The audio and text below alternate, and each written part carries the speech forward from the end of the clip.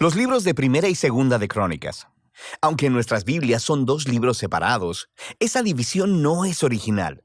Debido a la longitud del rollo, el libro fue dividido en dos, pero fue escrito como un solo libro con una narrativa coherente. En nuestras Biblias en español, Crónicas viene después de los libros de Samuel y Reyes, y la mayoría de Crónicas es en realidad contenido repetido de esos libros. Así que la mayoría de los lectores modernos, cuando llegan a Crónicas, piensan, espera un momento, acabo de leer todo eso, y se lo saltan. Y eso es una pena, porque el libro es realmente único e importante en la Biblia. En el orden judío tradicional de la Biblia, Crónicas es en realidad el último libro porque resume todas las escrituras judías. La primera palabra en el libro es Adán, el primer personaje en el principio de la historia, y el último párrafo anuncia el regreso de Israel del exilio. Ahora, no sabemos quién escribió este libro, pero por los detalles en él, podemos saber que fue producido por alguien que vivió un par de siglos después de que los israelitas regresaran del exilio en Babilonia. Ahora, para este autor, Jerusalén y el templo fueron reconstruidos hace algún tiempo, y sabemos por Esdras, Nehemías, que las cosas no andaban bien. La gran esperanza profética era que la ciudad y el templo fueran reconstruidos, que Dios viniera a morar entre su pueblo. El rey mesiánico vendría, y todas las naciones estarían bajo su gobierno pacífico, y nada de esto ha sucedido. Así que el autor de Crónicas ha reconfigurado estas historias de David y Salomón y los reyes del pasado para proveer un mensaje de esperanza para el futuro. Y vemos que él ha diseñado este libro para enfatizar dos temas evidentes. Primero, la esperanza del rey mesiánico venidero, y segundo, la esperanza de un nuevo templo. Profundicemos y verás estos temas a lo largo de todo el libro.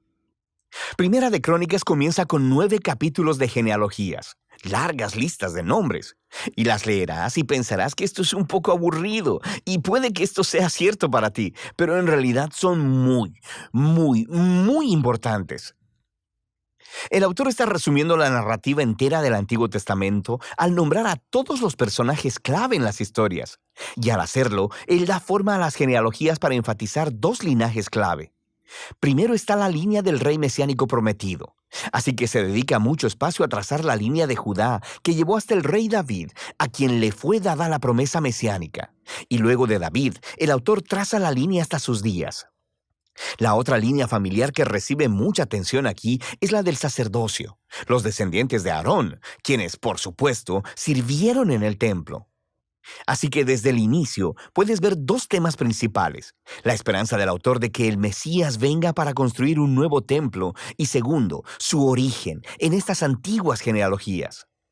Ahora, después de eso, el autor continúa con las historias acerca de David, y la mayoría de ellas te resultarán familiares por el libro de Samuel, pero de nuevo, hay algunas diferencias realmente importantes. Primero que nada, el autor deja fuera todas las historias negativas de David, en donde él es retratado como débil o inmoral. Saúl cazando a David en el desierto y persiguiéndolo.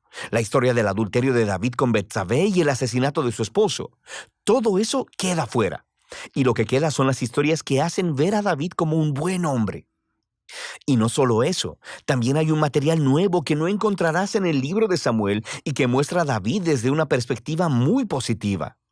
Hay un gran bloque de capítulos donde David hace preparaciones para el templo. Él organiza los recursos y los constructores y los levitas y los coros. Y no solo eso, el autor también representa a David como una figura semejante a Moisés. Dios le da a David los planos para construir el templo, así como le dio a Moisés los planos para construir el tabernáculo. De manera que, ¿por qué todo este nuevo material acerca de David?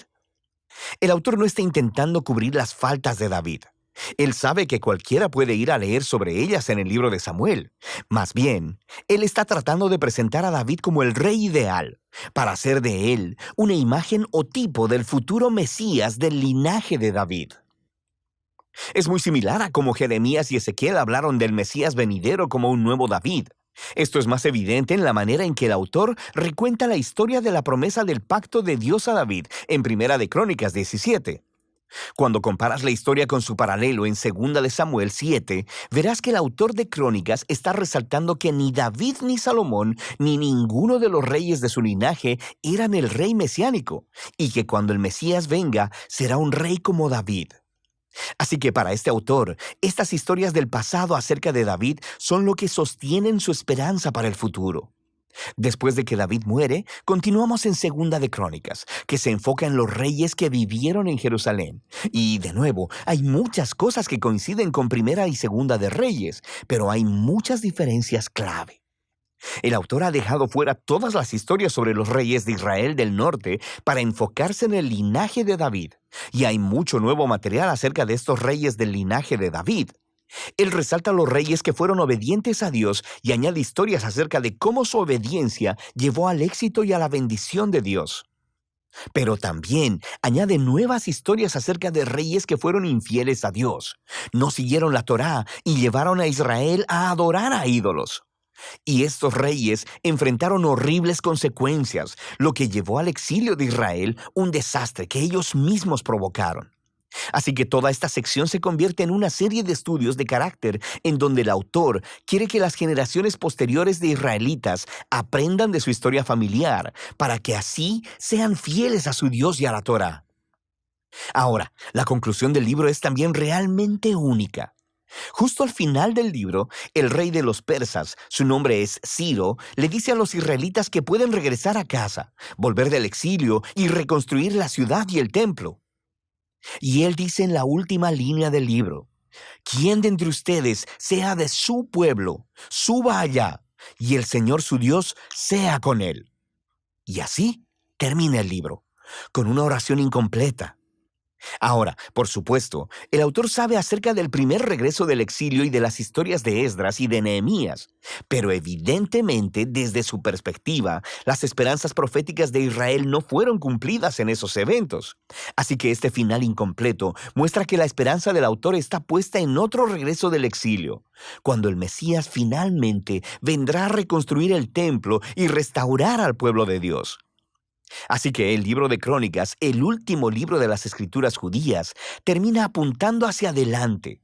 Llama al pueblo de Dios a mirar hacia atrás para mirar hacia adelante, porque el pasado se ha convertido en la fuente de esperanza para el futuro. Así que Crónicas concluye la historia del Antiguo Testamento como una historia que está buscando un final. Y de eso trata este libro.